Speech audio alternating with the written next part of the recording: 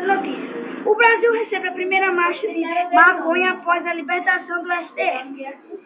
O MPT cobra na justiça aumento de número de incentivações da maconha.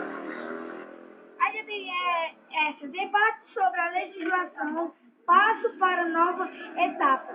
Diz representamento de Branca Mundial no Brasil. Vamos falar um pouco de futebol.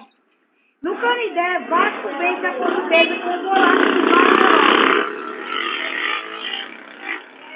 O Flamengo desfalca com o Internacional empatando 3-3.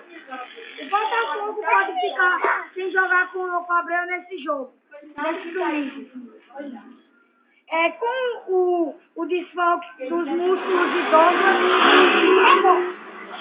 o primeiro desfalque do São Paulo contra o Bahia. Então daqui a pouco teremos entrevista com o brasileiro Rodrigo Wesley. Ele sabe andar de muita bicicleta e de volta aos estúdios.